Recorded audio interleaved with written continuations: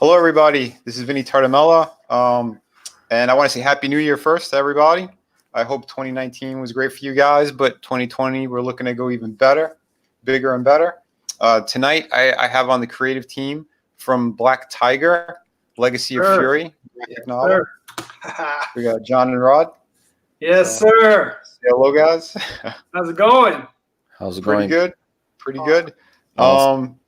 Yeah, I know it's like it's around the holiday time, and and my channel's not super booming or anything yet. But even if we don't have a lot of views now, I think the replays usually help.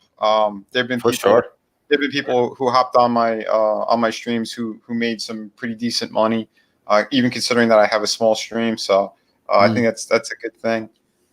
For sure. Oh man, appreciate you having us on, man. Yeah, man. Yeah. You guys reached out. I wasn't that aware or familiar with you guys. I think I might have retweeted once or twice in the past. Because I like to do that anyway. Because we're all in the same boat. But I'm happy you guys reached out. So yeah, tell us about yourselves and how this project even came to be. Okay, cool. Well, John first. I'll go for it, man. Rod and I, we've been working together for 15 years, and we started off working on Black Tiger. So we have a boatload of Black Tiger material. Not all of it is in this one book. But yeah, I mean, when we started, man, it was like a different world. Yeah, totally. I mean, we met each other large part because of an old website called Digital Webbing. It's where you can find like freelance artists back in the day. Right. My man Rod, he was kind of coming up in the game, and I had an idea, which was Black Tiger, which I wanted to self-publish. I was fortunate. I've been able to do some work writing for Motown Animation. They were being published by Image at the time, back in the early and mid 90s. So I got to write a book for them. So that was kind of cool, and kind of get published and get my feet wet. And the idea of Black Tiger, it came to me. I was actually with I was vacationing with my now wife. We were out in Santa Barbara, and I just got one of those brainstorms, and just started writing out a whole bunch of ideas. But then I knew this was an idea that I wanted to keep, and that sent me on a whole new path of and Vinny, I mean, self-publishing, that's an adventure in and of itself. I had no idea what I was in for. I was just like, yeah, man. I want to publish my book. But I think in this case, it was an adventure for you. You don't have no idea how to do it, and you just do it, and was learning by the process. That's right. Well, that's what it is. I mean, we're all kind of just jumping in with both feet and then learning as we go. For sure. And by the way, I want to say hello to El Gargoyle. He's a great guy, great supporter. Cool. Hey, hello, man. You guys were over on Malin, and he couldn't hear. He couldn't hear you, John. He couldn't hear me. Well, yeah. Apparently, when you were over there. Oh, that was the first time we were on. Oh, the first time we were on Malin again a few days ago. Right. And you could actually hear me then. Yeah, that was the best because they couldn't hear me. He didn't know I was on, and I had put kind of the presentation together, and man, he was tearing it up, boy. Oh, nice. He was like, "Oh man, the guy should do this," and all of it was legit, Yeah, I'm trying to tell him, "Hey, I'm here." Oh, dude, yeah. Something funny happened with me too, and John. One of my first campaigns, we had a great show, and then when City of Venus, my current project, when that launched, apparently he forgot to tell me he was going to have me on, and he scheduled me in, but he never notified me. And I had people going, "Vinny, where are you?" I'm like, "What? Why? Where am I? Where?" Yeah. And then John was. He pulled up my campaign, and he started going over my campaign without me. And then I popped in 20 minutes in almost. Oh man! And then he tried to flip it on me like it was my fault. He's like, "Yeah, man, yeah, you got to come in. If you're late, you're late. You're going to lose your time here. I'm going, I was never notified, John. Oh, damn. Like, bro, Which was hilarious. Yeah, but yeah, I'm sorry. I didn't start to interrupt. But yeah, go on. Hilarious.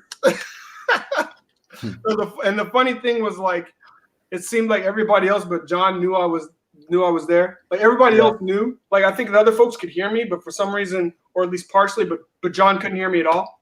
And man. So it was a comedy of errors. But he's a good dude. No, definitely. He had us back on later, and he had us on just last week. So, I'm glad his show is back on, because his show was off for a little while there. Yeah. So yeah, Ethan made a boo boo. Well, the first thing he asked before he played the video, he's like, "Hey, this music." I'm like, "Don't worry, man. We're not gonna get you shut down."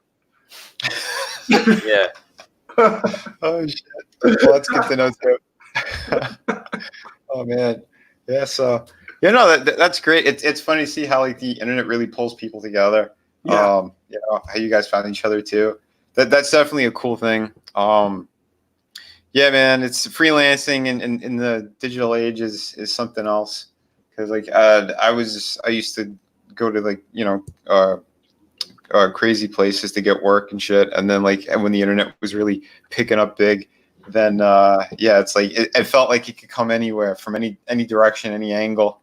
Yeah, totally. You don't know who you're gonna, if it wasn't by the internet, I won't be working with John in any way, because it was freedom when we had the start of the internet, very slowly, little by little, those websites like digital webbing, we start to know each other, seeing that we have another artists around the world was amazing, man. When we get the beginning of the wave of freelancing and artists and writers. Yeah. Now with crowdfunded, I see as a golden age for indie comic book creators, because the freedom is awesome. Yeah. You just need to build up your fan base. And if you have a good project, you get the money. Yeah. I think, a lot of it is exposure and and building that that connection with the fans for sure. They want to know who you are, if you're reliable, if you say your book's going to be coming out at a certain time, is it, could you fulfill all that kind of stuff. So it's all very important. And keeping people entertained as well. But a lot of us artists, writers, we're introverts. We're not exactly for sure. Yeah, we're not putting on like a 3-ring circus. But I think we try what we can. A lot of us do have, like, a natural timing, to make things funny as well. So it works out. But we're all we're in this together. So that's why I think it's important to, like, keep showcasing and promoting people. As long as I appreciate it. I mean, it's funny, through this process, I've ended up buying more stuff than than anything, because I've gotten exposed to so many, like yours. I got exposed to so many good books. Yeah, man. Thanks. And let me do that. Yeah, good stories that we don't see anymore on comic book shops. That's how I got City of the Dead. Yeah. I was like, oh, that looks, Yeah, man. Yeah. City of Venus, Dead City. That project was a lot of work. Again, everything was on my shoulders, but that's why I really appreciate every single backer, supporter, anyone who's retweeted. It means a ton to me, and that's the cool thing too about, I think, crowdfunding. You're gonna hear it from the fans. You're gonna hear it from everybody, what they like, what they don't like. Especially if they like you, they're gonna keep pushing and supporting your projects. So it's a beautiful thing, man, and I'm always happy to give back whenever I can. And you fulfilled too, which makes it huge. I mean, it's like, I'm good. My whole point is to contribute, and I think everyone is figuring out how to get their books out there. It's a learning process. Campaign together, but then you realize, oh snap, there's a lot more to it. So it's of course, there's some books out there, and I'm not mad at them. You know, I contributed a long time ago, and you know what? They're still figuring it out. It's you don't have the resources of like a big two. It's going to take you longer than you think to get sure. Yeah, and yeah, that's why I try to tell people, get as much done as you can before launching. You know, you're going to hear it from different people on different sides. Some say 10%, 20%, 50. I aim towards 75 to 100% of getting the project done, because it's going to be better for everyone. And I know it's not convenient for everybody, because you don't know if creative teams are split all over the place. You don't know exactly how it's going to work. But in my situation, with the ones that I've done, it's pretty much all been on my shoulders. I had my brother help on 2 projects. So, I mean, yeah, there's, for the most part, like I said, it is all on me. So even the fulfillment part of it, like I had some help packing some books and things, but if there were any kind of errors or mistakes, like I took control of that as well, corrected it. So there's a lot of little things that people don't know either, that as you're doing this, you're going to learn, you know, and it's kind of, like I said, both feed in. Yeah, but it's the way. It's the way. I imagine how will be crowdfunded website in 5 years, when every single one start to deliver the books after book, after campaign, after campaign. You get stronger and stronger, more people you trust more on crowdfunding. Yeah, because I'll be honest too. My first campaign, it was through the woods, but I had them in single issues. It was a 3-issue miniseries. I knew nothing about crowdfunding. I made a ton of huge mistakes, but I fulfilled immediately with all that. And then, you know, I ended up doing 3 more campaigns. So in 2019, I had 4 campaigns, a total of 7 books, all delivered. That's amazing. That's the way. So, yeah, man. Again, tremendous amount of work. My sleep patterns got totally fucked. But yeah, I gotta say. But you are living the dream, bro. Well, again, it's building, I think, that respect and, you know, that connection with the fans. Like I said, it was each campaign did, like, you know, they did all right, they did okay, and then City of Venus is the one that I have 15K on. That was the biggest one so far. But everyone's asking me about Through the Woods again, and that's why I decided to do that campaign, which I'll go over in a little bit. I have a pre-launch up on it. Oh, cool. But, I'll be jumping around a bit. But yeah, I definitely want to talk about you guys and, you know, and this awesome project you got going. Appreciate it, man. So yeah, it's like I said, I kind of jump all over the place. Again, real quick one to the chat, the people who are jumping in now. Julia, Peter, El Gargoyle. Hey, Julia is very nice. She followed me on Instagram, and she was on my live stream on YouTube. Hello, Julia. Oh, very cool. Cool. Great fan. Awesome. Yeah, very good. Yeah, like I said, the supporters are amazing. But yeah, break down this project for me. Tell me what it's about. Let people know who just jumped on, if they've never seen it before, why they should buy it. All right. Well, you're going to get 158 pages of no holds barred kung fu action.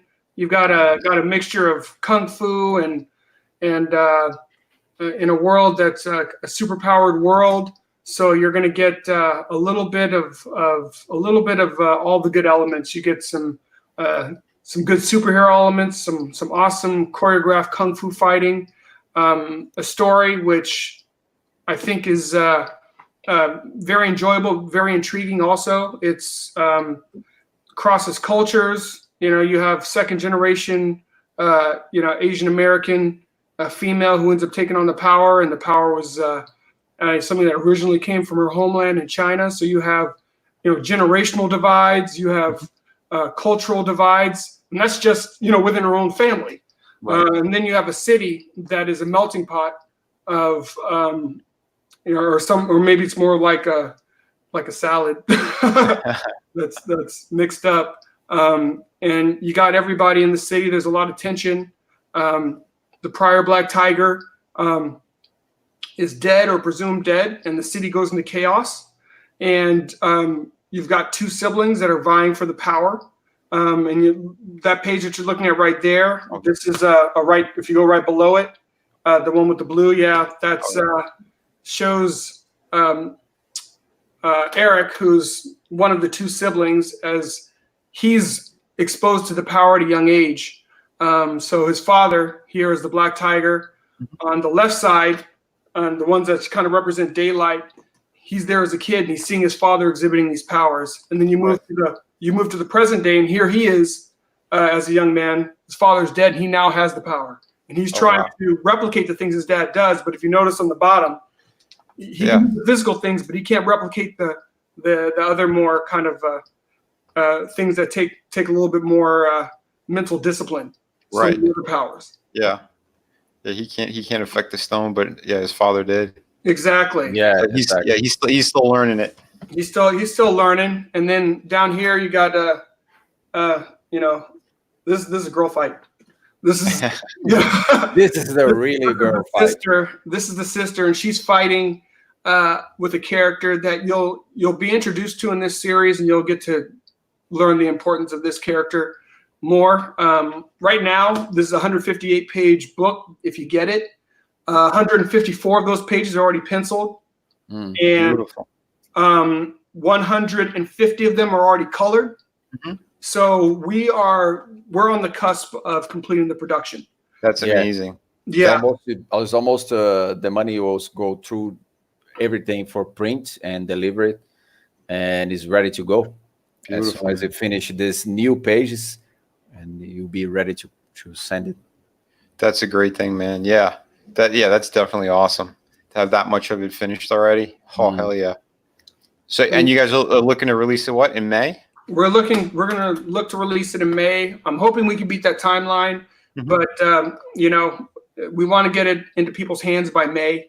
Our intention is to have production done in the next month, so then I can start working with the printer and start getting stuff together. Cool. We're gonna. Rob's gonna be jumping on too soon. Yeah, man. It's cool. definitely a good time. Nice. Cool. Rob's awesome. You guys are gonna love him. Nice. But yeah, no, dude, that is great. Get as much done as you can. Getting it geared up. So yeah, fans won't have that much of a wait. That's a beautiful thing. Yeah, man, you guys are gonna love it. And you guys have the Greg Horn did a bunch of covers for you. So we have 6 Greg Horn covers slash splash pages. Along with 158 pages of interior artwork.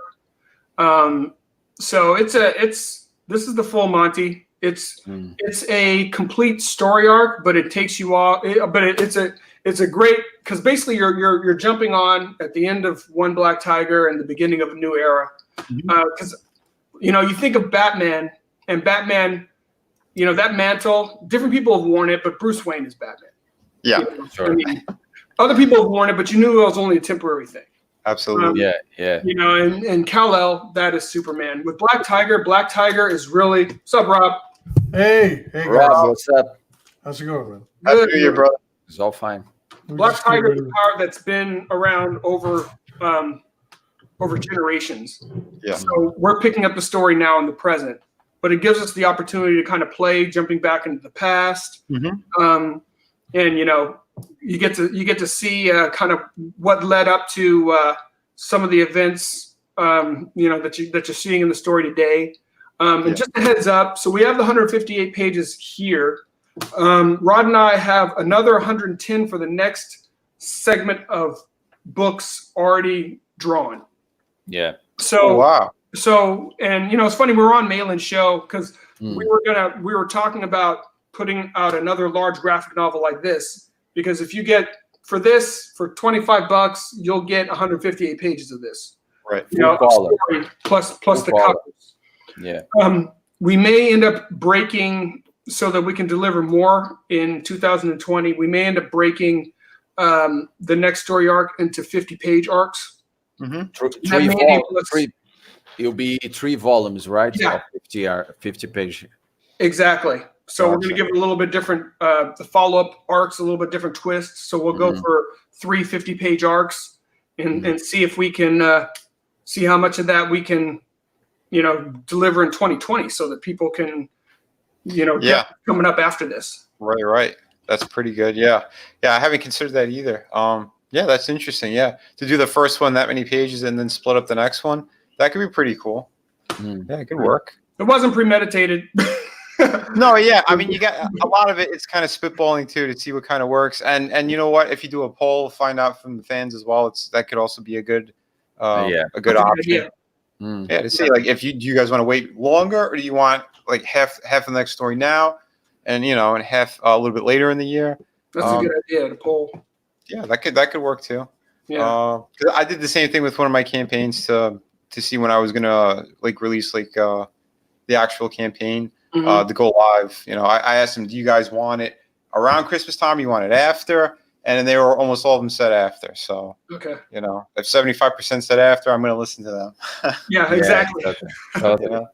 And I'm trying to figure out as well, because like I've never done a pre-launch page before. So I just did it now, which, I got a good number of signups. I'm happy about that, but I'm unaware of exactly how it works yet. If I have to download all of the emails and then, and hit them up like that, or if it's going to be automatic when the campaign goes live that they all get notified.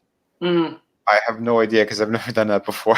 That's a good question. I mean, for us, this was our our first comic book campaign. So I made a pre-launch page, but nobody signed up. Nobody knew who we were.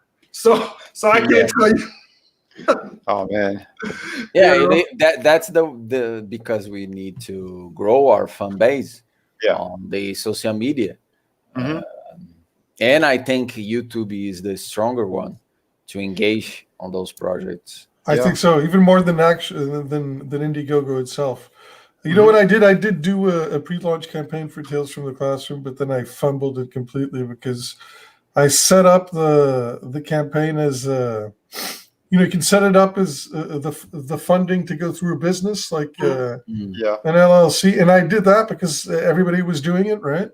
But then I realized, too late that I needed a bunch of things like an EIN and stuff that I hadn't taken care of. Yeah. And I had to switch it to a personal, configuration. Yeah. And forgot to save all of the people that had that had signed up for my. So my mailing list just went kaput basically. Learning by the process. Learning by the process. Another thing that I won't be doing for the second campaign, but yeah, it's live and learn. I missed it for a second. It was the banking info that you got messed up on. It was the fact that you need to set up like a taxpayer ID, and I don't live in America. Right. Yeah, it's not actually like a personal taxpayer ID. It's a business. It's what they call an EIN. Yeah, right. It's just something to identify you fiscally. Yeah, employer ID number. And you need to file something called a W-7 or a W-8 or whatever it is. And without that, you weren't going to get your money. Exactly. Yeah, I have the LLC set up, but it's only gonna be in effect and for Chapter 2 of Tales from the Classroom. Gotcha. Yeah, man. Like I said, learning. Everybody's learning, man. Yeah, that's exactly it. We try to ask when we can, but a lot of things kind of go up in the air. Yeah. By the way, I'm sorry I came in late, but this book looks great, and it's thanks. It's over 100 pages of completed. 158 pages. Yes, that's sir. great. Yeah. Talking about amazing. That's good value, huh? That's great. Yeah. You'll be very thick. Really fantastic. That's how they like. Yes, so, John, did you write and draw this yourself? Or? Rod drew it, and I wrote it. John wrote it. So Rod is the masterful artist. Let me tell you, man. I mean, you want to talk about just a great collaborative process. Yeah. Rod knows me well enough now. I'm always trying to push the envelope on stuff. Yeah. He likes to try and make stuff happen, but he also knows when he needs to be like, John, you're doing too much. Because you know how the mind of the writer are. They think that they are writing a movie script, and then I say, man, 13 panels in one page is impossible. But I want dynamic panels. 13 panels. Impossible. Forget about it. Then I do a layout. Man, cut that. Let this panel big, the other small, and the process of working with me and John is so dynamic, is so smoothly. Since the beginning when we started, John has a very open mind from my ideas. It's something that is hard for some writers. They want a specific, I wanted 10 panels on page. So this is why we are working for more than 15 years, right? That's right.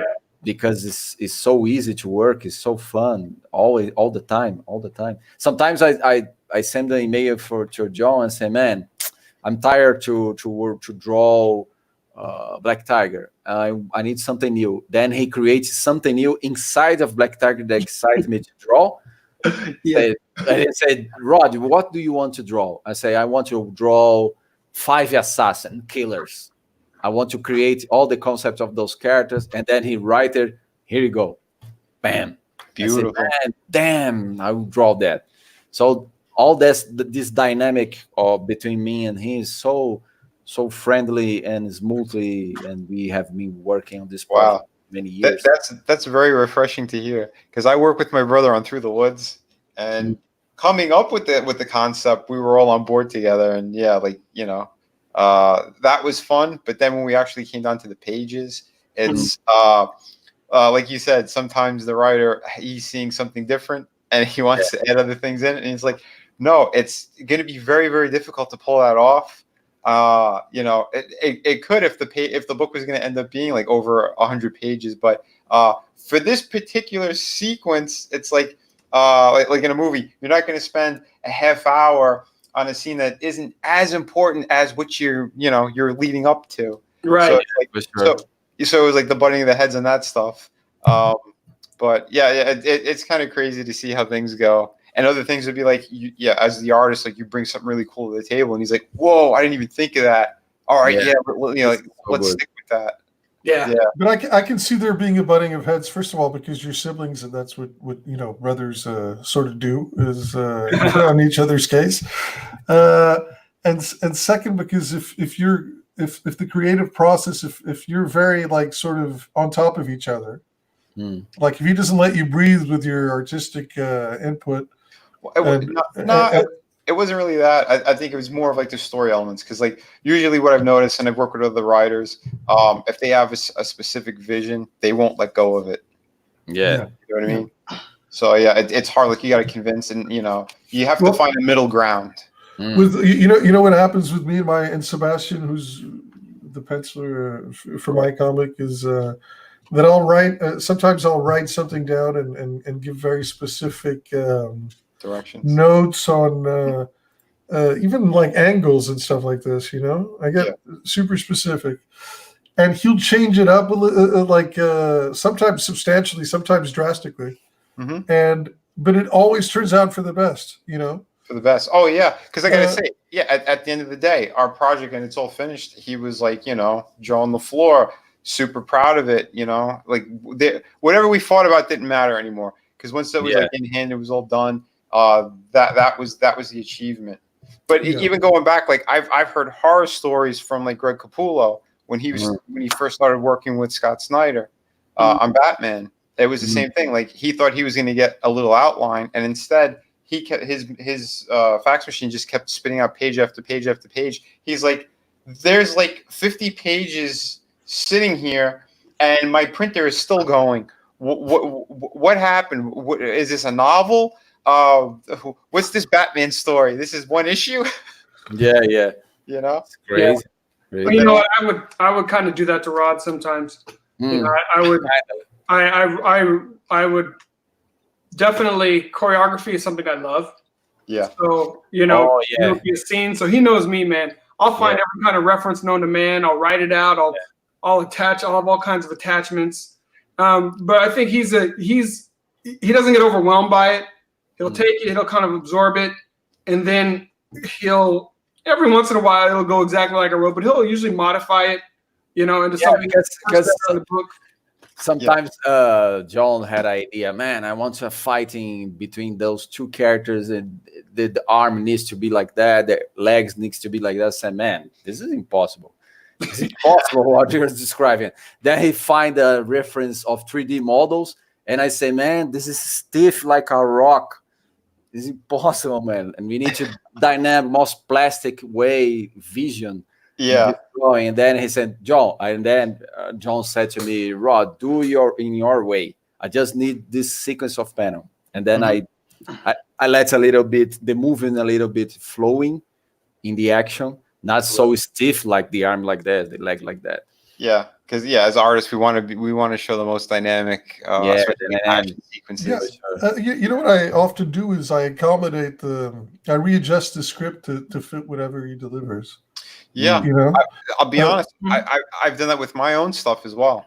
John, yeah, because then I look at the art and I go like, all right, so the script that the words that I wrote for this page were such and such, but now he's delivered this art and the tone has shifted somewhat. Mm-hmm. I have to accommodate what he delivered and what's going to work best on the page. You know, I've had pages that were way too wordy, and then he gives me smaller panels than I'd envisioned for the amount of text that I'd written. Yeah. And I have to truncate the text and in the end, it ends up flowing better. You know, instead of like getting in a butting of heads, like going like, I asked you to do it this way. You know, like. He's got his vision. I think of it as him being like the director of photography, with some editing privileges. And I'm the director. Period. You know, as the writer. You know. Yeah, I think our process has always been one. You know, it's like the sum is greater than just the parts, and I always believe that with good comics. You know, if you have start off with a strong script, and you've got a penciler who has the right amount of liberty and ownership. You know, they're going to take it to the next level.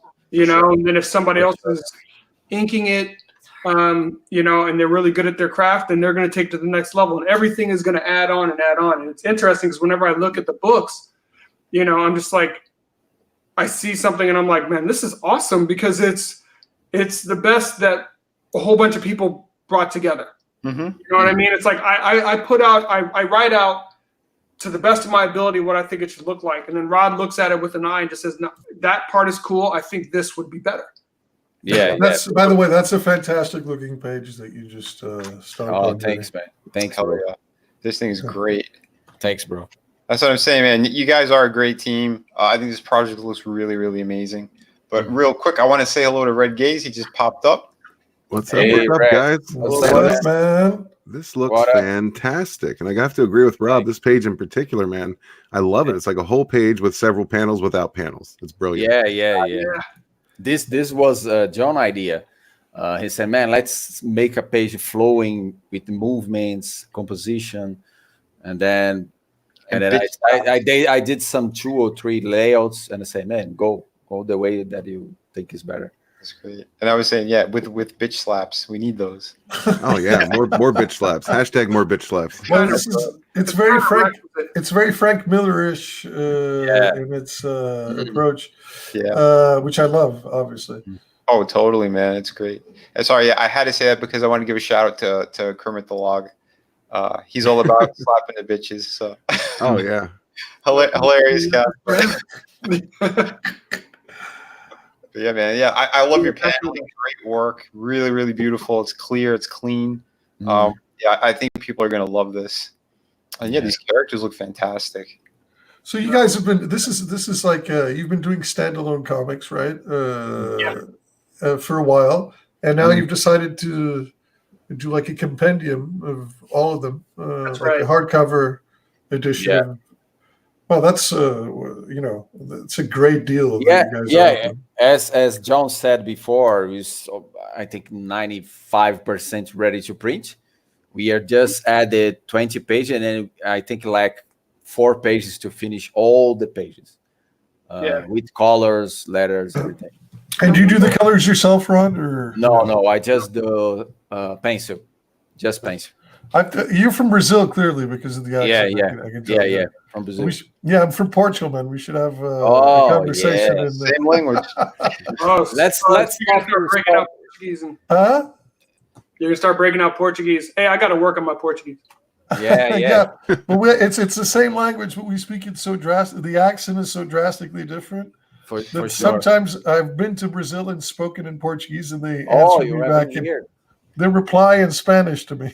Really? Oh man, yeah, because the accent is a little different. Yeah, I used to date a girl.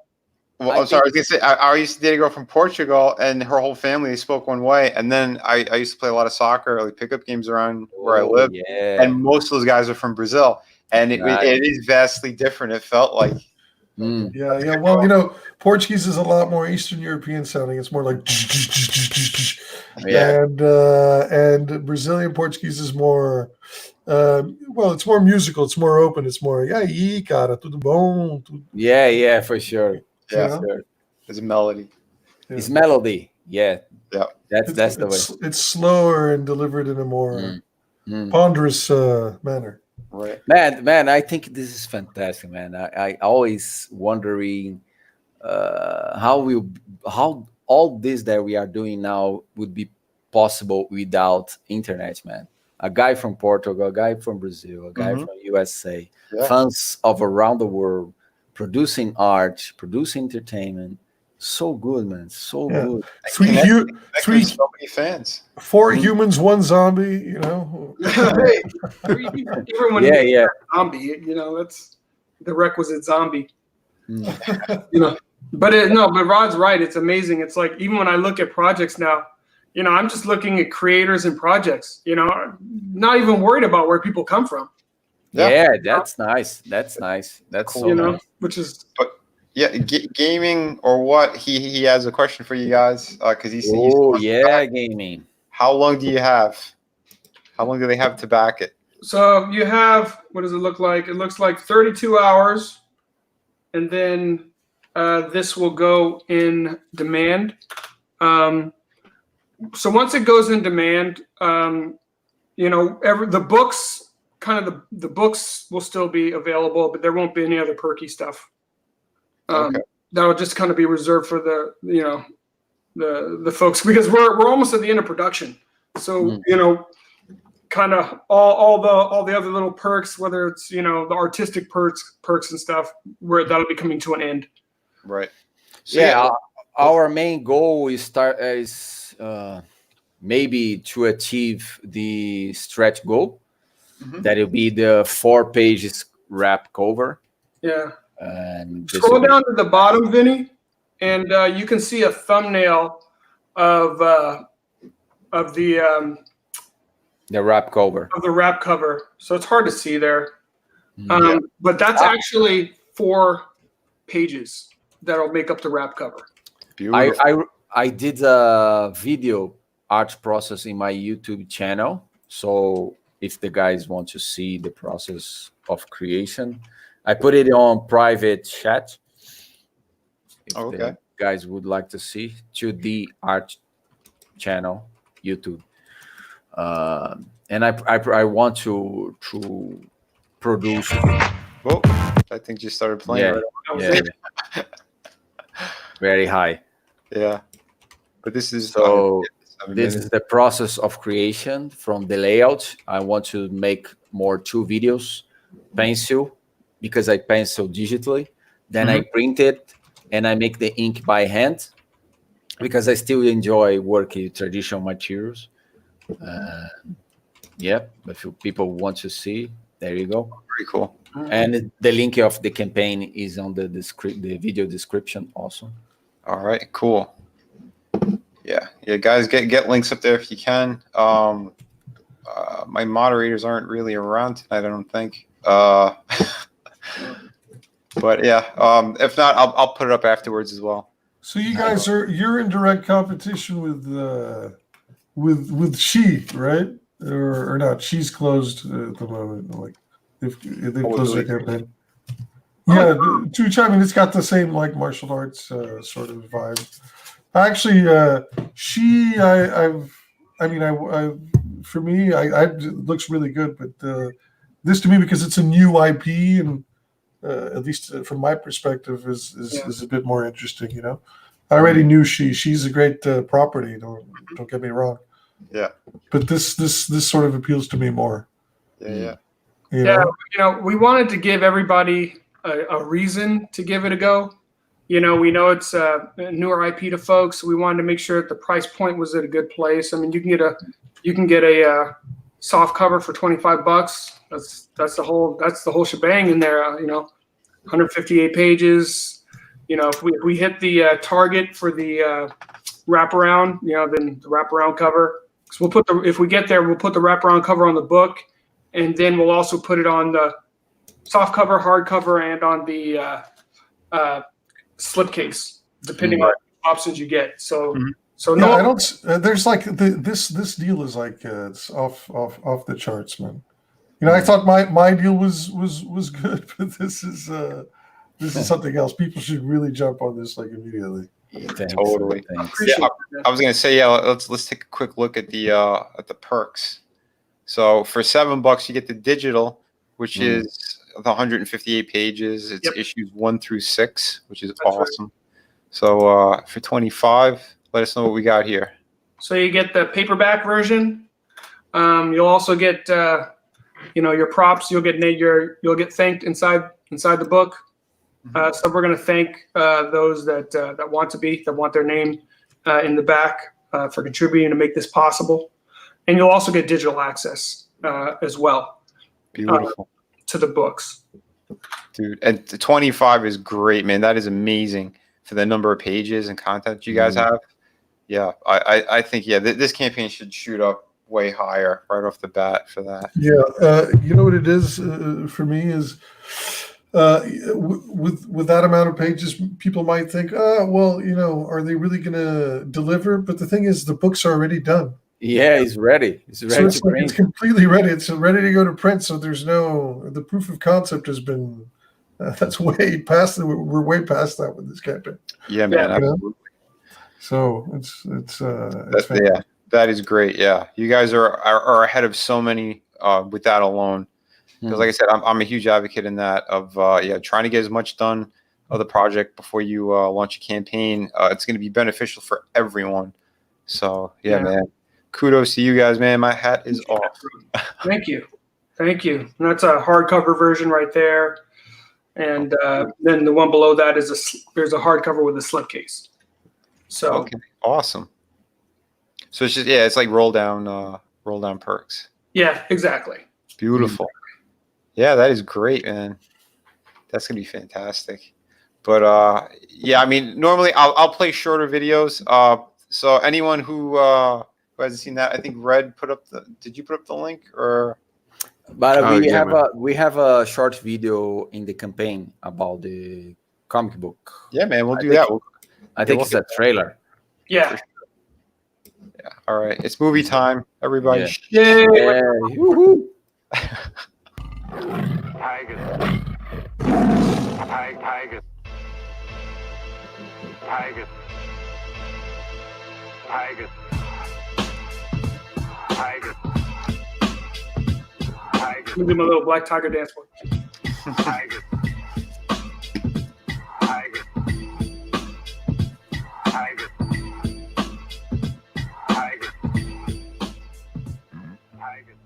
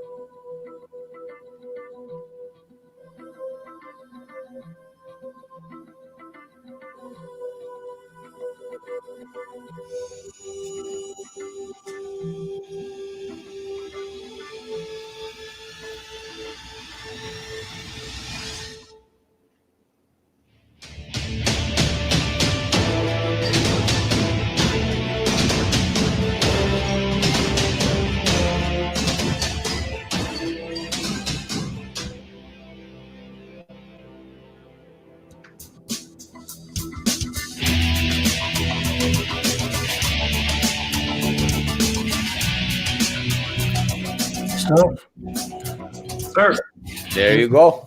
Good stuff. Nice music choice. Thank you, brother. I liked who's the kid with the RP in his cap? That's like sort of like Short Round. So there was a little bit of it was kind of inspired by a old Jet Li movie, but the kid is, you have the black tiger and you see a flashback with the black tiger with his son, because his son grew up knowing that his dad was a black tiger and that he was going to inherit the power. But the daughter never knew anything about the black tiger power in the family, because it was always being handed down the male line. Dynastic. Right. Yeah. Oh, right down the male line. All right. Cool. Mm-hmm. So she's going to be more powerful than her brother? You know what? She is unlocking things that her brother wasn't able to unlock. Gotcha. Mm. That's Nice. pretty cool. Yeah. It's almost like they kind of split the power. So it's a fun ride. It's good. Yeah, no, I dig it, man. That's Yeah. a good concept. I like it. Dude, yeah, it looks beautiful. Trailer was fantastic. Thank you. Really great stuff. So yeah, and anyone who's watching, please back this project. These are two great creators. They've been at it for a while. They're going to give you a fantastic book, 158 pages, full color. And great options too. You get the digital, you get soft cover, you have hardcover options as well. Mm-hmm. Yeah, this is really, really great. Mm-hmm. Beautiful. So yeah, man. Guys, keep checking this out. We're gonna keep jumping around a little bit. You guys got we did a good 46 minutes with you. So we're just gonna jump over and show Rob's project as well. Cool. And Red also has a cool book coming out. Yeah, I'm excited about that. I mean, we'll go over my project really quickly. I'm trying to nail down a pitch that's as concise as possible. The wham bam thank you ma'am pitch. Yeah. That's the hit it and quit it. Yeah, exactly. So I guess I'll just go ahead and say that this takes place in a world where only monsters exist. There's no humans, and it follows this zombie that's the coolest kid in his high school named Romero High. But then he has to change he switches over to another high school named Cthulhu High that's full of all kinds of different monsters like wolfmen and vampires and what have you. Cool. And he finds out that not only is he personally treated like scum, but like his species in general, the zombies, are really perceived as bottom of the social totem pole, so to speak. And the kid that's the most popular kid in Cthulhu, Drake, who's an Nosferatu vampire, sort of like what he was to Romero, he is in Cthulhu, has a thing against zombies and sort of zeroes in on him and decides to make his existence miserable. And so he has to deal with that as well and many other things. So this is the first installment. Art. This is the first installment in what I hope to be a continuing, a long form series of books and so cool. And hopefully the dream and the ultimate objective is to get this out into the TV space or movies or whatever. I think it would work well. Nice art. Beautiful project. This looks great. Yeah, man. I'm all about it. Love the monsters. Love this whole story. That's why I keep inviting Rob on anytime he wants. Even if he's unaware of it, I'll just drop him a link. He's like, hey, I'm trying to sleep. Wake up. I'm excited about it, and the art is really good. And I've been privileged to sort of fall in with really good, very talented people. All around. The inker is amazing. The penciler is amazing. The letterer is amazing. He made me appreciate the art of lettering, which I think is an art in itself. Yeah. And I've had multiple people actually collaborate on the book, not just the main penciler Sebastian Brunico from Argentina, but also Marco McCagney, who's done Monster MD. He's amazingly talented, and as you well know, he nails monsters like almost nobody else. And I've had other people like this kid named Tad Lambert, who's a little bit of a prodigy and not very well known in the comic book space, but he's fantastic. And nothing. I'm always looking for new talent to like to do their own takes on the material. I'd love to see I'd love to see different artists take on this property. Nice. Vinny, I'd love to see your take on man. You got to figure something out. Yeah, for future issues, man. Yeah, I think I want to definitely do something for you. Yeah, or even just a pinup that sometimes I commission artists to do pinups for the. I create, like I told you, I created an Instagram page for Rob. Mm-hmm. Man. What is your Instagram page, man?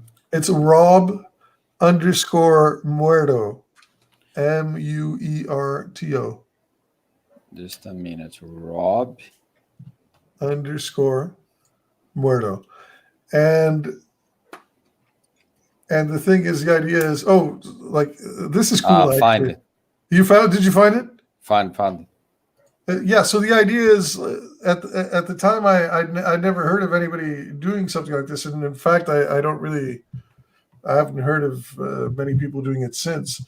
But the idea was to create a page as if it was the actual characters page, not to break, never to break the illusion or anything. It's so that what you're looking at is like actual my protagonist's page. He never breaks character, or I try not to. I try to steer clear of that. Cool thing, man. Yeah, this project's awesome. Everyone who's here, man, they have some really, really cool stuff. That's what I love. All the creativity, all the fun we're having too, getting these books out there, learning new shit. Man, it's great. Yeah, man. That's awesome. Imagine how many good indie comic books are being produced in those days. 2019 was great. Yeah, man. 2019 so many books. I think so. I think 2019 was a fantastic year, but 2020 is really going to be. You'll be better, man. I think it's going to be a turning point. Yeah, there's just a flood of awesome creators and books coming out. I was looking at an interview of some Marvel and DC artists that start to see the future of crowdfunding comics, and they are planning to release comic book in 2020. I think so. I think that's why it's going to be so good. Scott Snyder's doing that. Cian Gordon-Murphy. Yeah, exactly. But the thing is, I think it's going to be great. But I think that people like us. Do you think it'll be bad for indie comic book? I think it's going to be more competition. Unfortunately. Oh yeah, for sure. But at the same time, it's gonna be good in the sense that it's gonna legitimize and validate the indie comic book crowdfunding venue. Yeah. So the comic book fans don't just have to go to retail stores and go buy things from the big two or the big four. For sure. All of a sudden the crowdfunding thing becomes a valuable solution. So it's going to be good in that sense because the market's going to widen, right? But it's going to be bad in the sense that all of a sudden you have competition from grade A, like top of the line dudes. Yeah, we're all going to have to step our game up because, the good thing is that like a lot of here's the thing: a lot of the guys that are working in the indie comic space, like Vinny and you guys, you're like at a level that's easily professional anyway. Yeah.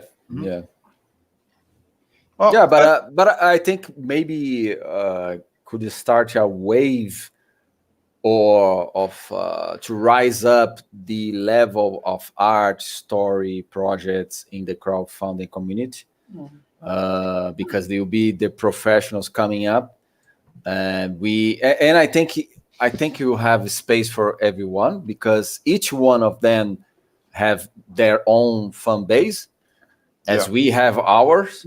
Right.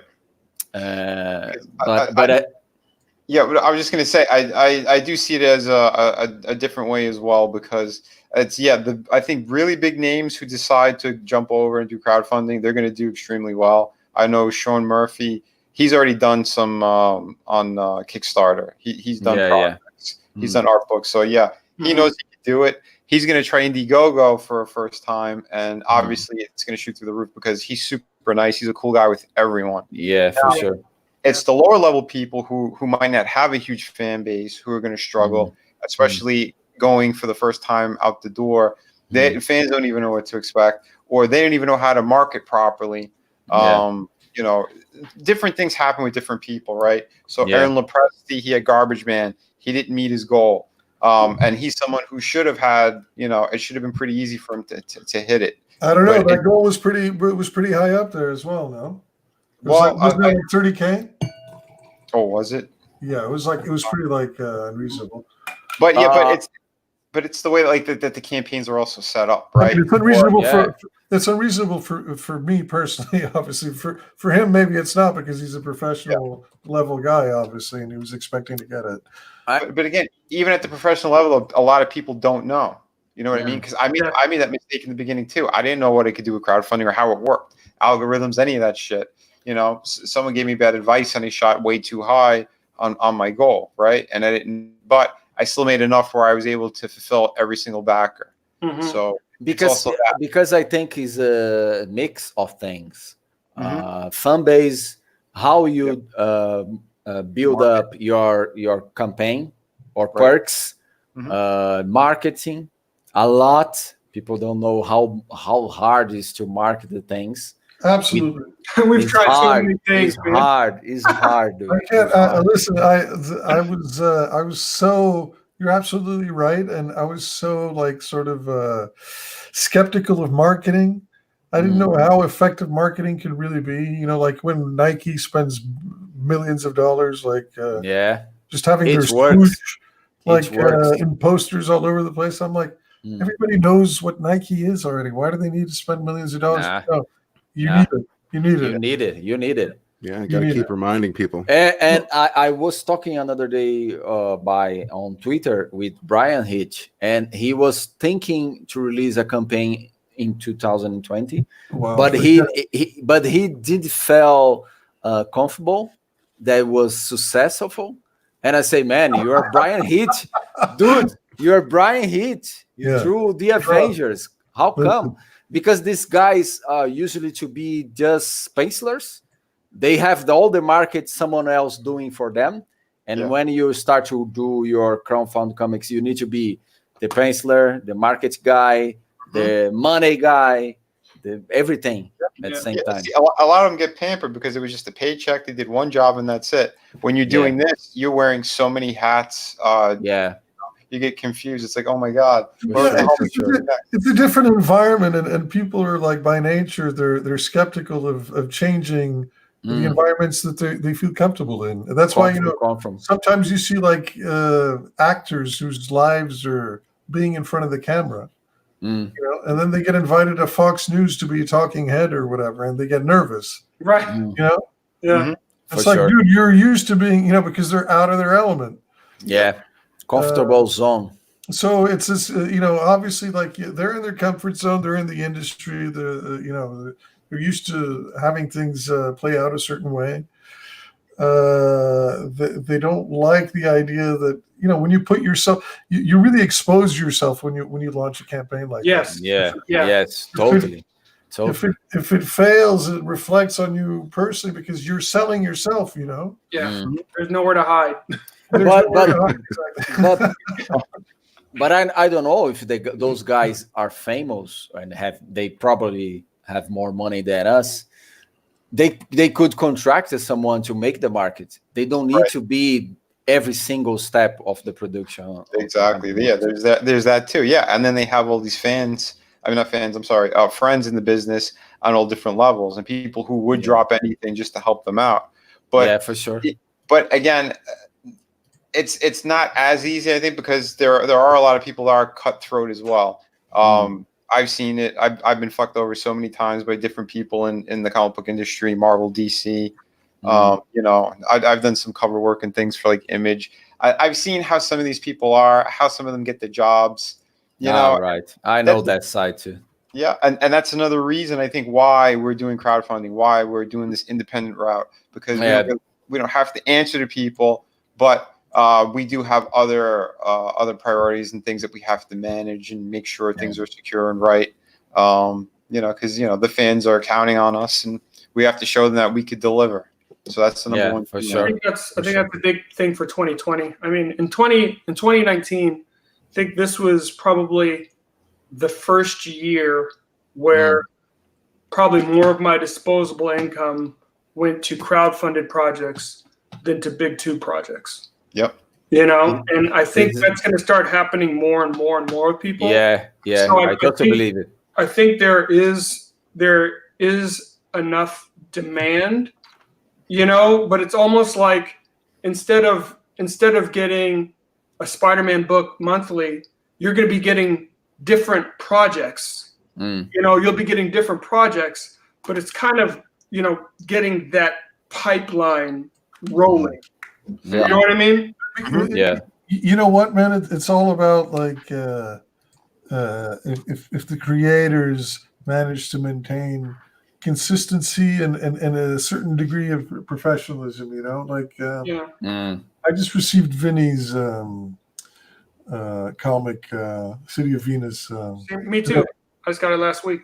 You got it last week? I received it today, and I was like, that made me like, how can you not convert to the crowdfunding thing when you receive a product like that, you know? Totally professional. That's I thank you guys, man. Packaged with the amount of love and you can tell just the amount of like attention to detail and everything. You know, you open it up and there's not even like a hint of a crease in it. You know, it's like forget Amazon. This was like it was like packaged by Jeff Bezos himself. You know. Yeah. It was. But you know, and then you open the book and it's just like you're like, all right, so the packaging was so good and everything, but now I'm going to be disappointed. But then you actually read the book and it's like it's a great yarn, like really well written. The art is like off the charts, good. Man, I appreciate that. And you're like, of course you're in on it, man. You have to be. It's like it's such a cool. It's a different thing. It's a much more personal connection to the artist, you know? Rob, I'm seeing that shifting is the word, I don't know, but it seems that American comic book market is changing for European comic book market, like a whole album, like a rock band CD that you wait a whole year to get in your hands is more author comic book. Because I think the big two comic books repeating the stories after story after story gets tired. The readers is getting tired of it, and the user base and the customer base isn't replenishing. That's the issue. Yeah. You know? The customer base is us, and we're aging. But we're sick of Spider-Man dying for the 45th time. Yeah, and you know what? I had the original back as a zombie. Yeah, and that's my whole problem. I'm like, you know what? I had the original Crisis on Infinite Earths, and it was awesome. I have the original of a lot of these things that they were doing, and I'm like, you can't keep doing these story arcs. And you know, let me tell you. Okay, a buddy and I remember we went in the 80s. We went to a comic book store, and we picked up New Mutants #1, and we were so excited because we basically said, this is our generation's X-Men. You know, this is what we thought. We said we had X-Men books, but we weren't collecting the original X-Men. Right. You know, we're like, we're going to start from scratch and we're going to start collecting these books. But those kids are still kids today. You know, there's no progression in the stories. And so they kind of retard everything. They bring it back and they bring the people back. And it's like, you know, it is sort of strange. but it is sort of strange. But but you have to think about like the primary market is the North American market, and the North American market was raised, at least we were, on cartoons and methods of delivery of narratives where they were cyclical. Things never really changed. You know what I mean? Yeah, Like, totally. an episode, you missed 2 or 3 episodes of Batman or whatever it was, and you never really missed anything. It didn't matter, right? It didn't matter. It didn't matter. For sure. There wasn't a soap opera like approach to narratives in the same vein as, for example, animes do. Yeah. Animes are actual. They go somewhere. Yeah. Epic threads that actually, they start off at a certain point and they finish off at another. Yeah, characters change completely. Characters change, characters age, like Dragon Ball and all that. And then all of a sudden, that's what I appreciate too, man, in storytelling. And you're right. And that's the other thing is they're also alienating, though, the old school fans. So when they try to put in these new elements, they're bastardizing the older stuff instead of giving them a proper like send off or doing something interesting with the characters. Like you guys were saying, they regurgitate the same stupid stories with them, and then they hurt the mainstream characters by bringing on these other ones that like they're the replacements. And it's like, no, people don't want to see that either. They want to see the characters progress. Like show Mary Jane and Peter Parker, show their marriage, that they actually have a daughter and she's getting older. They're getting older. Do something different. Yeah. They're afraid. And that's why I thought that the Ultimates line was genius, because I thought once they launched that, for me, in my mind, it meant, so this means that the core universe, they're going to start doing what we're discussing. Yeah. I thought they were going to do that too. Yeah, because like Peter Parker's aged, he's no longer the nerdy, like geeky, lanky sort of dude. He's sort of like a cool dude that like women find attractive, and he's like a journalist. You know what I mean? Yeah, totally. And then they launched the Ultimates universe, and it was back to square one, a more modern take on Spider-Man and X-Men and all these different characters. Right. And if you wanted to like follow the reboot, you could continue on with that take. But then if you wanted to look into what's the aging, the normal progression of the characters, you go back to the core universe. And I thought that was a genius idea, but they didn't really follow through, unfortunately. Yeah, what did they end up doing? They ended up destroying the Ultimate Universe, and then they destroyed the regular universe. Yeah, exactly. They didn't know what the hell they were doing. And what DC does is the other way around. It's like they retcon everything. Everything is every 2 weeks there's a crisis that has because somebody made a continuity mistake. Yeah, it's something monumental and ridiculous. I don't know what Snyder was doing with that whole Batman metal thing, whatever they had with this Bat God. Like I heard some of this, I'm like, this sounds so stupid. But then he had those in between issues where actually like broke down each of these versions of Batman. I thought that was way more interesting than the actual overall story, right? So like I like the one Ethan did. He did the Green Lantern version. Like, what if the ring went to Bruce when his parents got killed, and what happened to him at that point? He ended up becoming a killer.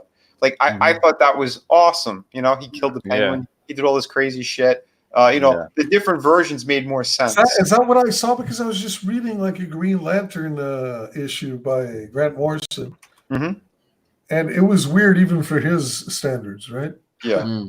And one of the characters that showed up was like a Green Lantern Batman.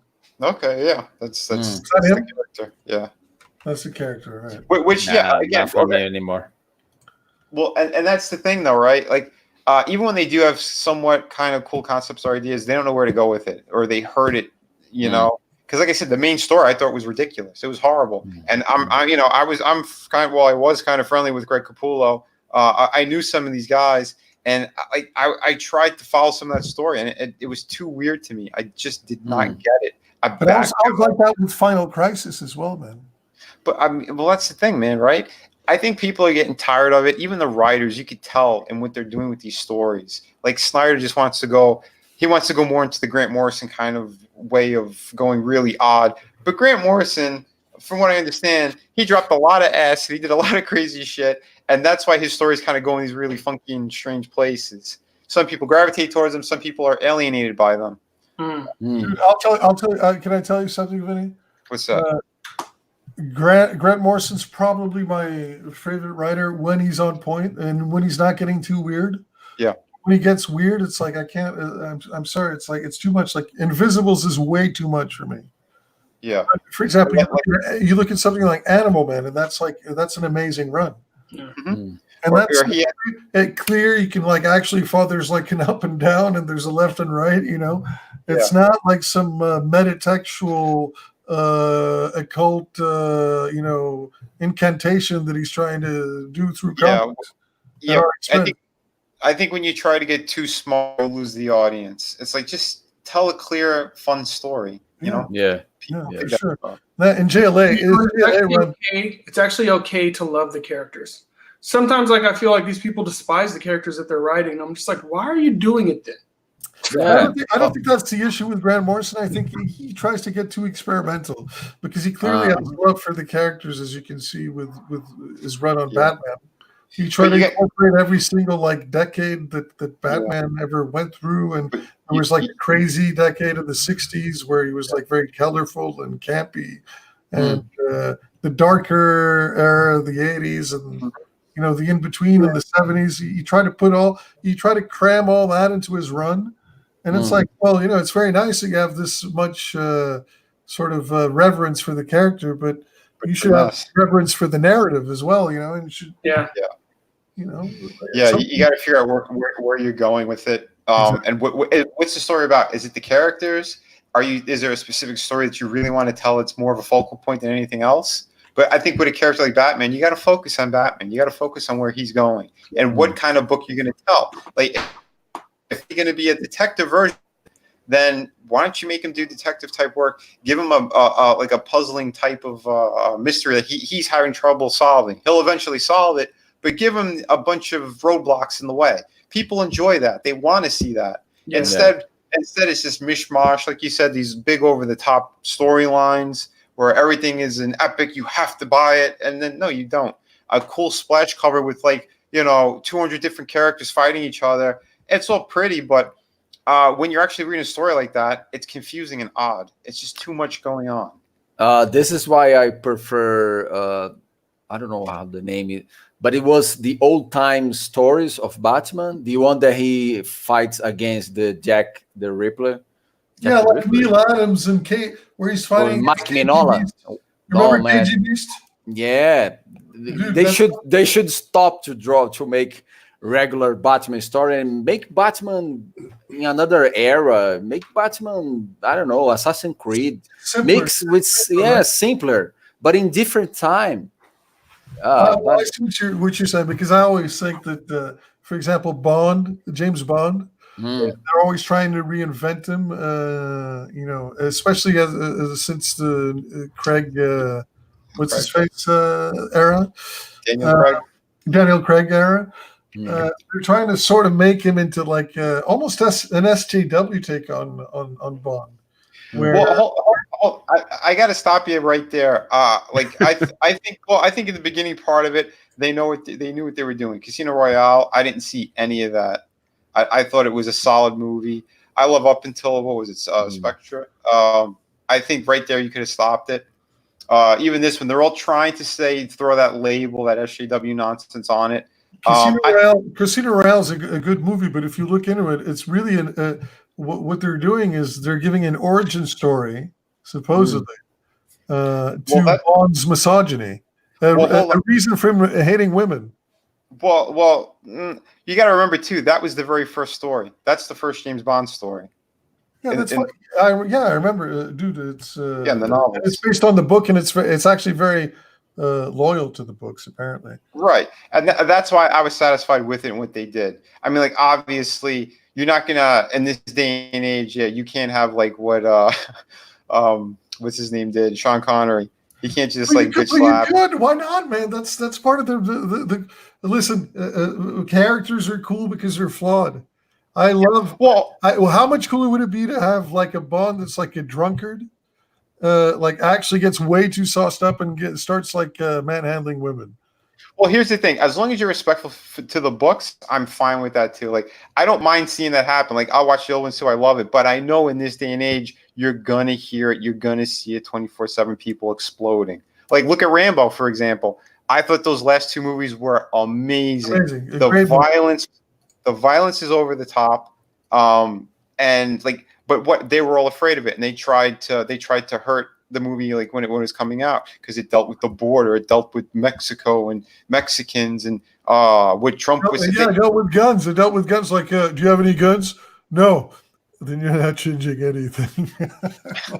but hold on. But look at the main story. The story itself.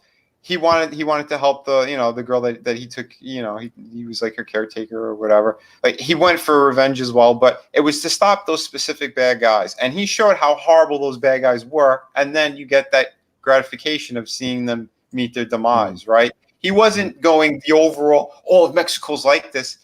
That was far from it. But that's how the media wants to spin it, right? And that's the problem.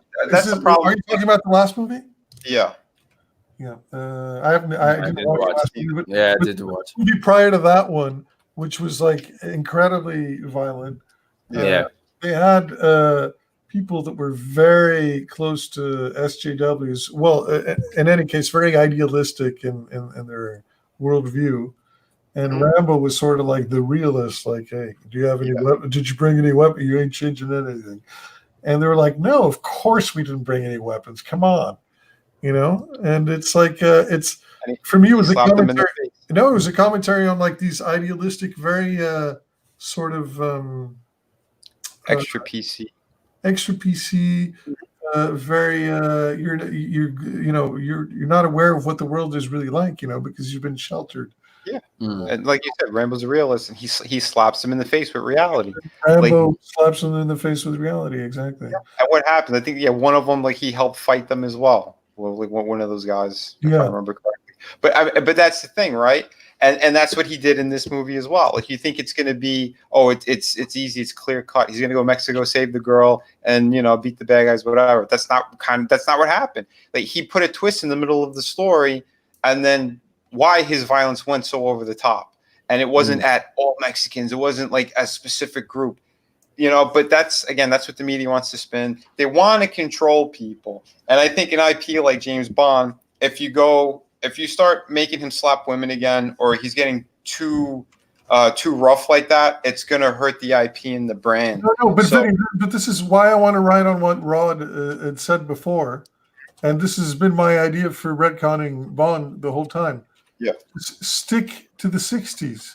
Make him a 60s character. I agree with you. That would make it a period piece, so he can get away with all the misogyny. You can just like sort of brush it away and say, it was the sign of the times, man.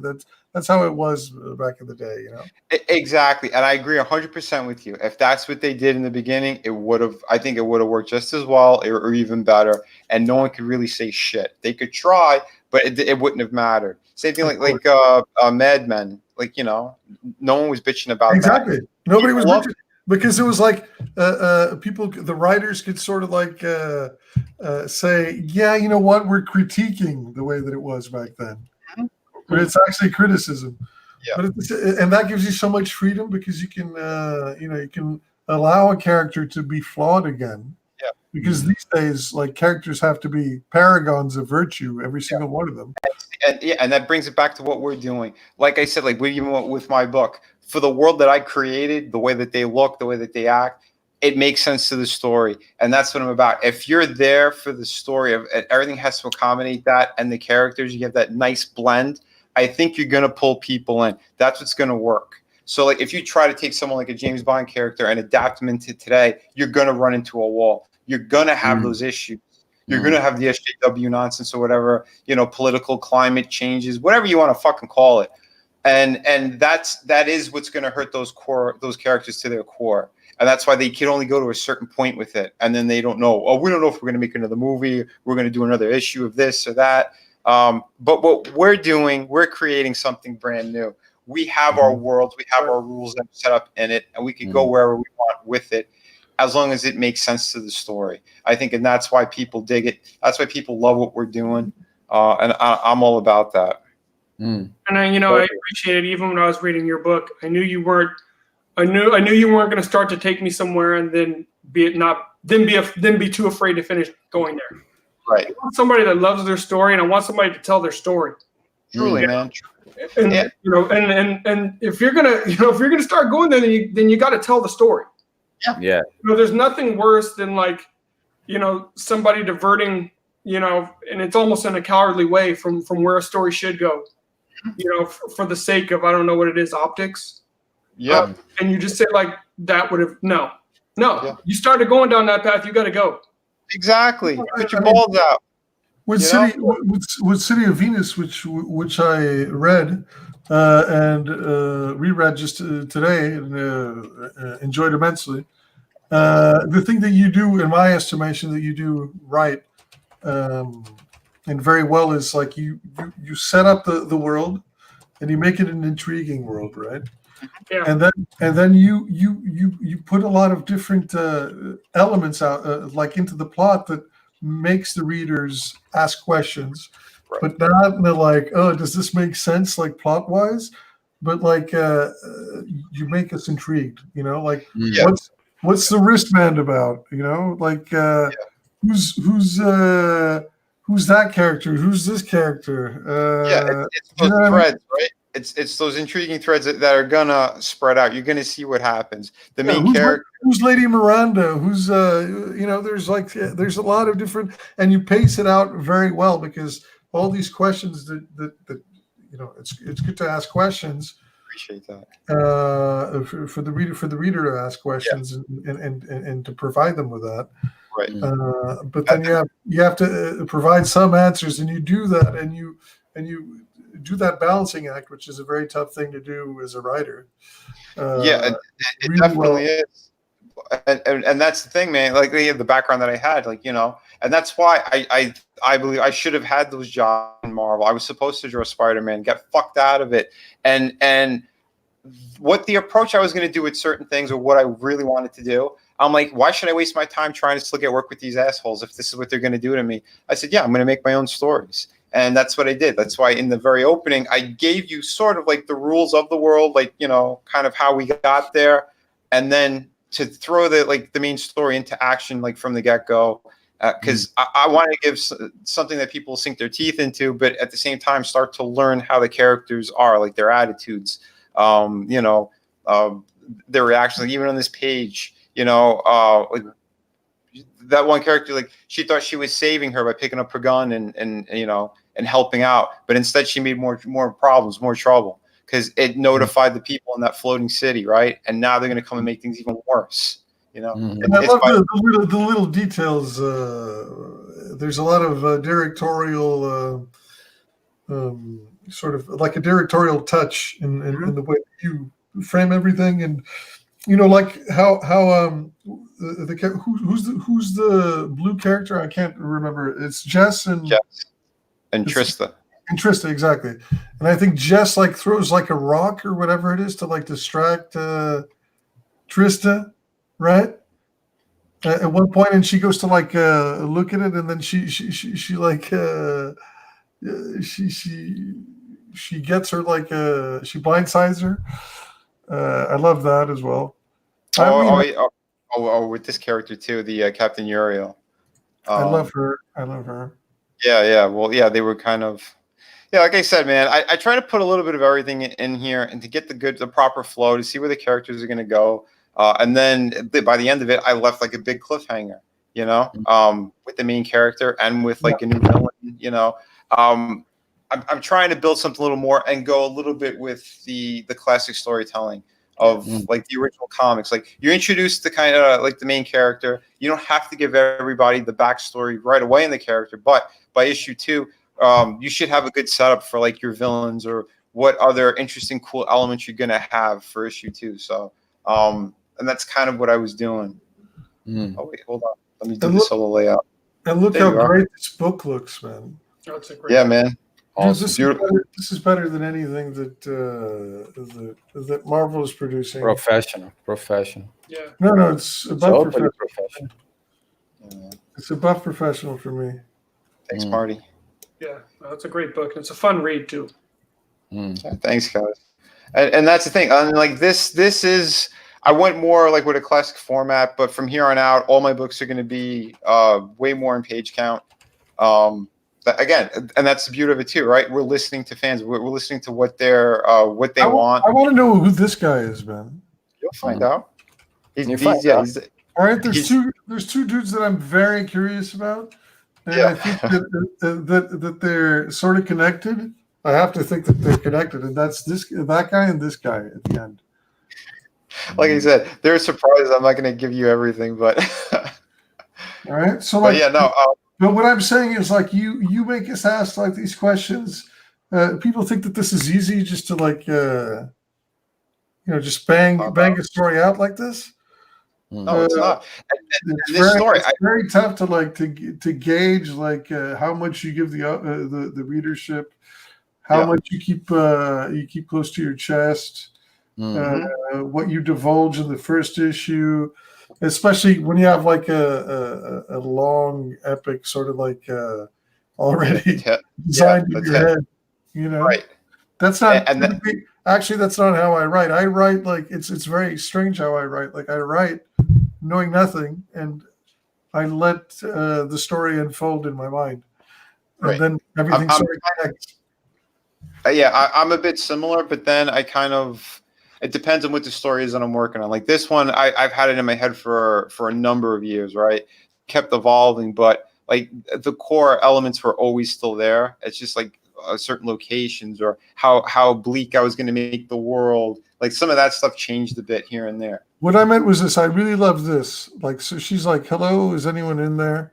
And there's like, and she let the toilet paper as a distraction. As a distraction. Yeah. Right. Yeah. Okay. Nice. Yeah, and then she surprises her. Thanks, man. Yeah, it's about that pacing. It's about the beats, right? Things don't always have to be hand fed. You could play around a bit, but and pick and choose like where you're gonna have like major story elements. If it's gonna be an emotional part, or if it's gonna be an action sequence, you got to figure out where you're gonna do that, where it's gonna work best for the story. And how it's all going to flow properly, and that's me being a fan of comics, of film, of animation, video games. You know what, man? We gotta get you doing a comic book that's that where you just like focus on maybe pencils, and that's it. So you can bang them out easily, and then like somebody else does the inks or the colors and the letters and.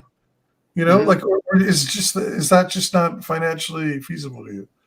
Right now, it's not because I'm juggling. I got to do freelance work in order to pay the bills, and then this is starting. It's starting to generate, starting to pick up where it needs to. But the better the campaigns do, the more options I'll have, or that I could, I don't have to focus as much on the freelance work. I could focus more on what I'm doing. Because believe me, I definitely want to be working on City of Venus too. But my other baby that it would be like so freeing for you to just like, all right, I got the pencils down, because the most important thing about a book is the pencils, right? If I were to say from an artistic perspective, and then you get the inks, and somebody else handles the inks and the colors and the. For me, it's a little bit easier if it's like if I came up with if I was working with someone else and we both kind of came up with the story and characters together, then I have a little more freedom. When it's something like this, I know the vision I want in my head. I know what I want to do. Sometimes I even do concept artwork on the fly while I'm doing pages. Because of my background, right? Because of all the concept work I've done, toy design for McFarlane, all that crazy I mentioned this. It's not because if you look at the book, everything's top notch from the inking to the coloring. Everything's amazing. But the only reason why I think this is like, I was looking at the book and I was like, man, this guy spent all this time doing every single one of these things, man. It's like, it's how time consuming is it? Totally. The problem though, it's like you got to pay one way or the other. I mean, it's like, you know, you're paying with time or you're paying with dollars. I mean, it's like, and I see people, I know people look at some of these campaigns like, oh, you raised a few $1,000s. That's good. It's like, man, the amount of money it takes to make these projects. Right? I mean, Yeah. I mean, it's like these right now for the majority. I mean, there's some folks that are making good money, but for the majority of us that are making these books, this is a labor of love. And we're trying to grow it into something that can be profitable. You know, I mean, Black Tiger, we did like $5,000 on Kickstarter, and we're like at 1,500. Man, there's a lot of out of pocket money. Yep. I know. Totally. Years of love. I agree with you completely, and you know, they are labors of love. That's the thing. That's why, and you felt it with Vinny's. You know, I've received some. You know, I've backed a couple campaigns. I don't want to say a couple, more than a couple. I don't want to call them out or anything, but with Vinny's, you actually felt the labor of love part. You know what I mean? Thanks, I mean, that's what you want. You want to get the book because we all love comics. Yeah, totally. That's the whole point. The whole point, the whole reason why I have supported more indie comics this year than Big Two comics is because I feel like I love their characters more than they love them. Yeah. You know? Yeah. When I get these books, I know that there's somebody that put their blood, sweat, and tears who actually loves this story, and they're only able to tell a portion of the story that they want to fully tell. Right. If I support the book, then maybe they can start telling the rest of that story.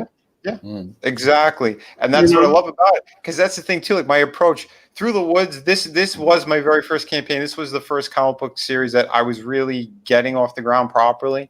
I mean, I had another one in the past that was actually ripped off of and turned into a TV series. That's why I know like what me and my brother, what we had, what we do have, and what we can continue to keep growing. I know it's there. I made millions for Todd McFarlane with his fucking toy company. You know, I know what I'm worth, and I'm putting that back into myself. So it might take time, but I know the quality I want. So there's something too, like with these books, like Through the Woods, I wanted to have something that almost looked like concept artwork, but in every panel. But I still love comic books, so I try to put more of like the line work into it as well. I had a vision in my head of how I wanted to tell the story, you know, and like that's partly why like my brother and I, how we butt heads a bit too. It's because of that, you know, I've heard other friends going like, Vinny, why are you spending so much time painting all this like you're doing? I said, because this is the vision I have. If you want to do your book your way, dude, that's cool. Don't question why or how I'm doing it my way. Like, it's going to take you forever. I got them done. People loved them.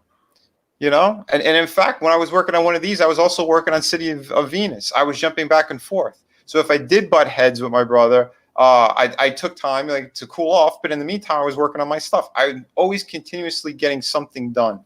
And that's what happened to it with the pirate story I'm working on now. I have a huge chunk of that done. Super eager to get that out there. Doing mind-blowing work, experimenting with different processes. Some pages look like they're fully painted. Others have a pen and ink feel to them.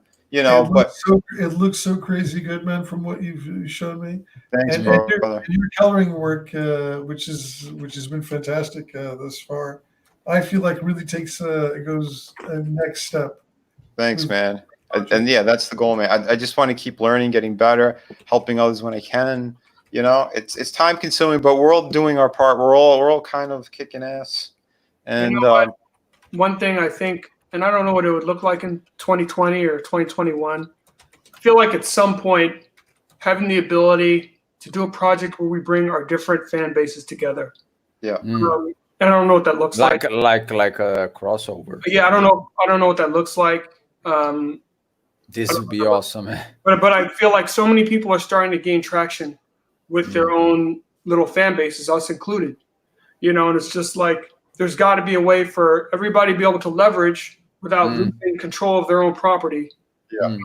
You know, and just and all good, just so that more people can see more people's stuff. Yeah, for sure. That's all I think about. Let me answer Marty Button McFly about Detective Dead pace. Well, man, I'm reaching 65 pace already. almost 770, lacking 35 pages to finish my part of the book. The problem for Detective Dad is so many action panels, man. In one panel, you have a character, another second character, background, cars, things exploding, arms. So it's taken a lot of time to draw those pages. But Antonio and I are planning to finish those pages between January and February. And as I start to finish the pencil, it's like a factory. I finish the pencil, send to the inker finish, go to the color guy. So it's almost everything done. I think awesome. I'm hoping to be able to finish in the next 2 months, because Detective Dad is a huge project. I said to Antonio, man, next project, please do a 40 pages book, not 135 pages, because it's time consuming and the story is very big. But I have so many fans working on this project, man. It'll be one of my best work for sure. Beautiful, man, beautiful. But I'm still working. Detective. Can I tell a story? Sorry, go ahead, Vinny. Sorry. Oh no, I was going to say, I wanted to show the video that Red made for this. Red Gaze made, and then I wanted to show his project as well. But say your story first, and we'll jump to those. So it's just a quick story that I think Rod is going to appreciate, because this guy Mauricio Souza, you know Mauricio Souza is obviously. For sure, yeah, for sure. Course. So I met Mauricio Souza when I was a wee one, a very small kid. And we went out to lunch with him. It was a huge privilege, but nice. I'm not going to bore you with how it happened. Mauricio Souza is sort of like the Stan Lee of Brazil. For sure. He sells millions of books. Wow. He created this comic book strip called the Turma da Mônica that has, it's just millions and millions of sales. And so anyway, I was like 6 years old. I was sitting down with this legend. I was obsessed with his comic books. And I asked him, I told him all my ideas for like a theme park, right? Like a Disney style theme park. And this is going to make sense to Rod and nobody else, other Brazilian people that are going to hear this. But I kept saying, like, Magali, Magali? Like, have like a roller coaster where you're like in watermelons. The roller coaster is made of watermelons and fruit. And you go inside her mouth because she eats. It's like a glutton kind of character, little girl. And then a whack-a-mole where you have like Monica with the bunnies, Bunny, Kishkau and Sublinha, And so like I kept giving, or like the train, the like ghost train of the Panini ghost train. I kept giving him this stuff, and he was like impressed by like my ideas. And he was like, you know what? I'm going to create a character one of these days based on you. Oh, man. And sure enough, I don't want to dox myself or anything. Years and years and years and years went by. I'm serious, man, more than a decade. And I was like, is this guy ever, I guess he's not going to like fulfill his promise. And then after years, he delivered on a character that had my name and was Portuguese. Man. And well, apparently based on me. So nice. So yeah, good luck. Mauricio de Souza here is very big. It's like the Stan Lee, man. All the kids start to reading his comic books here because it's more for kids. But he's big. Wow. This what happened with Robbie was a privilege, man. That's incredible, man. So nice. That's why I mentioned it to you, man. Yeah, cool. So nice, man. So nice. Did he reach out to you when he did that? No. But so he told me he was going to do that, and I was like, all right, I took it like half-heartedly, like I was very, flattered, but I didn't think it was going to happen. And then I read this. There was like this specialty magazine based on comic books in Portugal that had like a little blurb that said Mauricio de Souza was going to do a Portuguese character for Turma da Mônica. And, I was like, wow. and that like sort of got my hopes up. But then years went by, and nothing happened. And then after a while, I saw it. It looks nothing like me, but it has my name. Nice. And he's Portuguese, so like he fulfilled his promise. I wish I could get back in touch with him to thank him.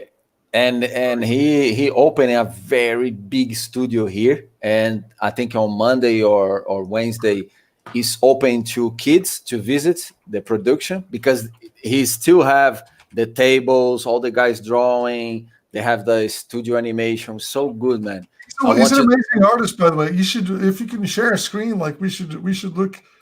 You should share who this guy is, because I think he's he's a really special comic book icon, really, and most of the Western world doesn't know about doesn't him. know him. Yeah, doesn't know him. Brazil and Portugal, because that's what we've read. Well, somebody, type his name properly, do like a Google thing, put it in the private chat, and I'll pull it up. Absolutely. We could do that. But in the meantime, let me show the Through the Woods trailer while you guys do that. Yeah, and then I want to show Red's new pre-launch page for his book, which I think is going to be very cool. So Cool. let's check this one out. Oh, there we go.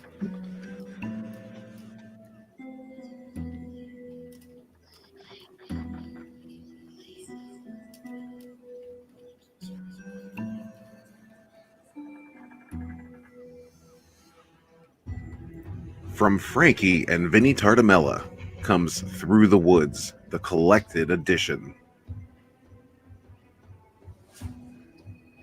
This edition compiles the 3-issue miniseries into one solid volume for fans of Through the Woods and newcomers alike. Written by Frankie Tartamella and fully illustrated and assembled by Vinnie Tartamella, Through the Woods is an esoteric ghost story that will leave you haunted yet fulfilled.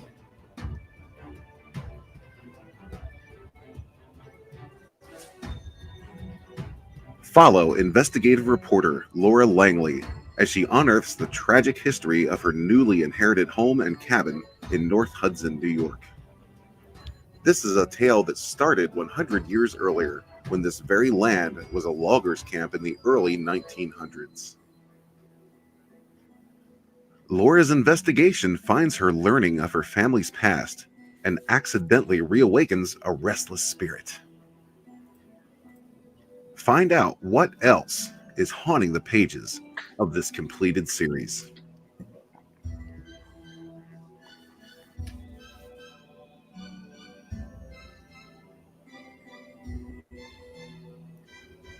If you missed the first campaign, this is the perfect chance to get your hands on this epic ghost story.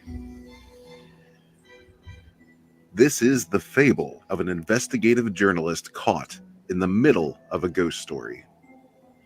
A tale that started 100 years ago. Don't miss this second chance to take a midnight stroll through the woods. Love it. Man, what a Nice beautiful voice. job. What a cool trailer. And I think it was Von Klaus that said there was like a video game sort of thing, like vibe to what you did. I see it with, because I know that you love Resident Evil, and this trailer really made me want to like go. Is there a video game out yet? I'd totally play it, man, immediately. I thought that was great. Yeah, he said that about City of Venus for sure. Oh, you said that about City of Venus as well. Yeah, I think more this one, actually, to me. Oh, really? You think so? Yeah, both. Yeah. Probably but more in this one, because I see more of the Resident Evil thing. And I saw you like after the fact. I watched that stream with Vaughn. And man, I really want to get Resident Evil 2, the remake now. You know? Oh my God, yeah, you're gonna lose your shit with that one. That was a beautiful game. But since we pulled up Red's awesome trailer that he made for me, let's pull up his new project. Do you want to talk about it first? Whoa, I think it's just going. Hold on. Yeah, sure, man. This is something I started almost 2 years ago, actually. It's a full-length novel, and basically The Last Jedi was kind of the catalyst for this. It was like the last straw where I was like, okay, we need a new IP here. Like Star Wars has just gone down the shitter, so gonna have to try something new. And recently I've been really trying to get like the Phantom Menace people and Comicsgate to kind of come together more, because they're very similar and they're a little too apart, I think. And I think something like this might really help in that regard. So to try to bring Comicsgate into it, I have an awesome cover artist from Comicsgate helping out with this, and as well as some other artists. Narwhal's involved. I'm going to get a couple other guys on board. I'm going to do like a visual companion for the book, just to kind of give you the flavor. Draw some characters, some imagery. Maybe planets, equipment, starships, things like that. Nice. And it's like a science fantasy. I don't know. It's kind of I would say like Star Wars meets Green Lantern almost. Oh, very cool, man. Dude, yeah. So I'm gonna hit this trailer. This project sounds fucking awesome. And yeah, you guys be the judge of it as well. From the fertile mind of the Red Gaze comes an all-new science fantasy epic full-length novel, The Sun Swarm.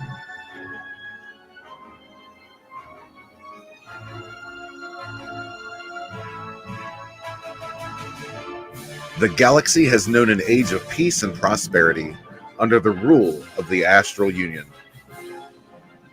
Its famed Astral Templars maintain order in conjunction with an aloof sect of crystal-wielding mystics known as the Disciples of Ul. These kinds are tasked with keeping record of galactic happenings and maintaining the balance. But harmony cannot last. Something stirs beyond borders and within. A forgotten foe will emerge to claim rule over the galaxy. Join the future as our heroes and villains become legend.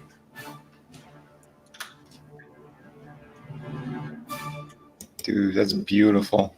Some cool concept art. Cool, For man. sure. Yeah, that was all Narwhal. I'm gonna probably have him do a few more pieces, and then I want to try to include as many artists as I can on this. What is he? So who's your main penciler though? That was all Narwhal. Yeah, There's no. But is he going to be your main penciler or no? Well, it's going to be a conjunction of several. This is a novel, man.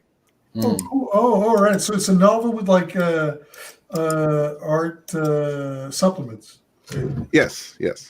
Oh, that's fantastic. Okay, cool.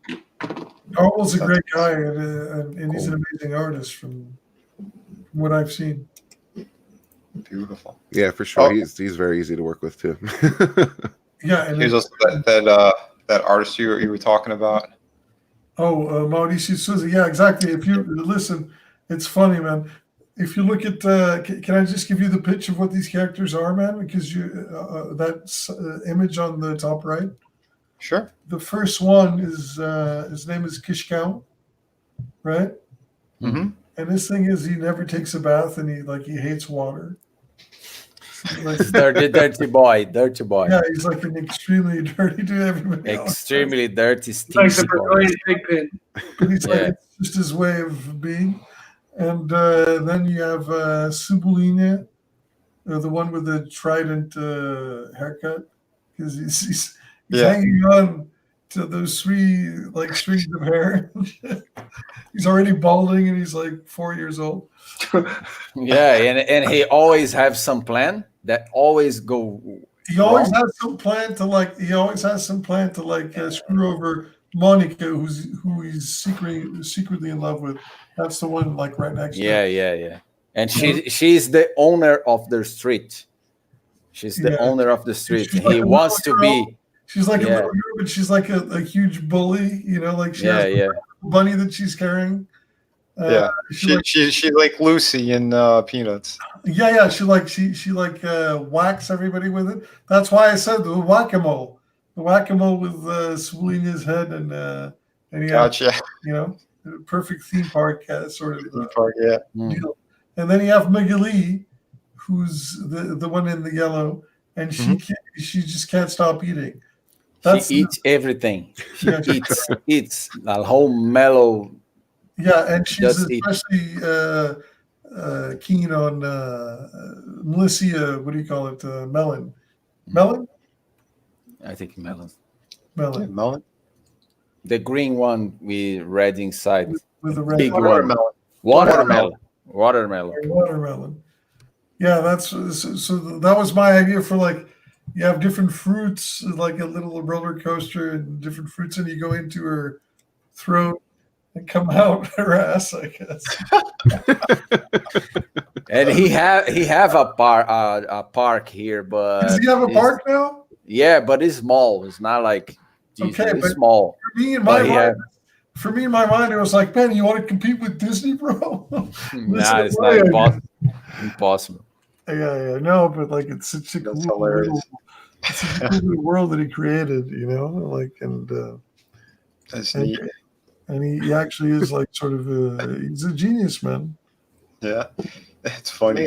He looks like a mix between Jack and Stan. Yeah, that's it. Yeah. That's funny. Very cool stuff. Hey, Though. hey, Vinny, I got to go take care of my kids. Yeah, man. Me too, man. And I just want to thank you so much. And hey, and Rob and Red, thank you guys for letting us come on, man. Thank you Yeah, I for have no to problem. go too, bro. letting us know about your project. Thanks, man. Oh, man. For everything. Our pleasure. Thank you guys. Yeah, and everyone who's watching, please back all these great projects. Black Tiger, we want to get those numbers up on it. Yeah, they got 31 hours left. It's going to go in demand, but if you want any of the better perks, you better jump on it now. That's right. Yeah, man, this project looks beautiful. Thank you, man. Thank you, bro. Yeah, amazing It stuff. looks amazing. Great options too. Like I said, soft cover, hard cover, really beautiful work. It sounds like an amazing story. So jump on that. Please jump on Tales from the Classroom. That's Nice. Rob's book. Again, I'm gonna get really Amazing. beautiful book. Yeah, man. Thank you. Again, we have great creators. Sign up for Red's book. I believe I have it in the description as well. Sign up for Through the Woods. City of Venus is still available as well. Got it. Red also dropped all the links there in the chat. So yeah, we got all that good stuff. Nice. Nice. I want to thank everybody again. Every supporter, every backer that made 2019 amazing for us, amazing for me. Yeah, we're gonna keep getting bigger and better, more cool For projects. sure. 2020, For sure. yeah, 2020. For sure. We'll I be think we're crushing. gonna make. Are we gonna make comics great again, or what? I think we're in the process of doing Yeah, that. I think that's already in process. Mm. So yeah, support creative, independent people. That's the way to be. You know. So yeah. Once again, thank you, everybody, everyone who's watching, everyone who's here. Please have a good night. Remember, be kind to one another. Keep kicking ass. That's right. Later. Thank you, man. See ya, guys. See you Thanks, guys. guys. Appreciate you guys.